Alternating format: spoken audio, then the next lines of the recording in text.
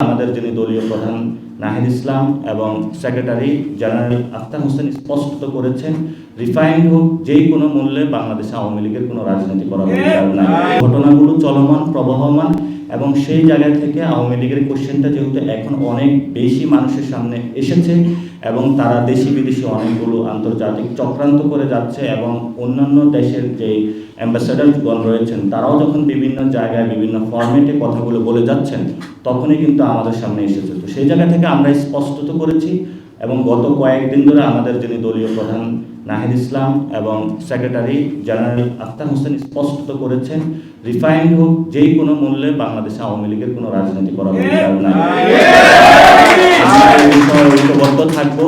সেটা রাষ্ট্রীয় প্রতিষ্ঠান হোক যেই কোনো প্রতিষ্ঠান হোক, কেউ যদি আমাদের সামনে দাঁড়ায় আমরা সে যুদ্ধ চালিয়ে যাব ইনশাআল্লাহ।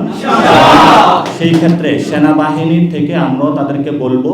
যে আপনারা দায়িত্বশীল আচরণ করুন, পলিটিক্যাল ম্যাটার পলিটিক্যাল যারা পার্সন দল রয়েছে তাদেরকে আপনারা ডিল করতে দেন এবং এখানে বিভিন্ন জায়গা থেকে যদি কোনো গোষ্ঠী বিভাজনের প্রচেষ্টা চালায় সেটা নিয়ে এনসিপি ঐক্যবদ্ধ ছিল, থাকবে এবং ভবিষ্যতে বাংলাদেশের পক্ষে কাজ। আমাদের যে শ্রমিক অঞ্চলগুলো রয়েছে, যারা মোটর শ্রমিক রয়েছে, গার্মেন্টস শ্রমিক রয়েছে, আমরা বিভিন্ন সেক্টরে কথা বলেছি এবং যারা আন্দোলনে ছিল, আমরা শ্রমিক অঞ্চলে কিন্তু শ্রমিকরা আন্দোলনে অংশগ্রহণ করেছিল এবং মাঝখানে কিন্তু শ্রমিকদের বড় বড় আন্দোলনগুলো হয়েছিল। তা আমরা যখন শ্রমিকদের কাছে গিয়েছি তাদের আমরা দেখেছি মানবতার জীবনযাপন এবং যারা আন্দোলনে অংশগ্রহণ করেছিল, শহীদ হয়েছিল, আহত হয়েছিল, তাদের ফ্যামিলির সাথেও আমরা যোগাযোগ আছে আমাদের, সেখান থেকে আমরা দেখেছি এবং আমরা গত 6 মাস শ্রমিক অঞ্চলে কাজ চালিয়ে যাচ্ছি যাতে শ্রমিকদেরকে বাংলাদেশে একটি সুন্দর জীবনযাপনের আমরা ব্যবস্থা করতে পারি। এটা আমাদের নৈতিক একটি দায়িত্ব এবং বাংলাদেশের সব সিটিজেনের একটি নৈতিক দায়িত্ব। বিশ্বমানের থার্মিক্স রড, সালাম স্টিল থার্মিক্স, দেশের একমাত্র থার্মিক্স রড।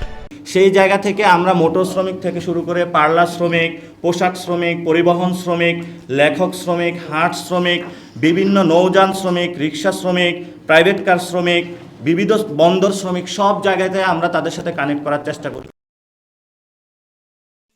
যে এখন আমরা একটি সাংগঠনিক স্ট্রাকচারের মধ্য দিয়ে শ্রমিকাঞ্চলকে সংগঠিত করতে পারবো,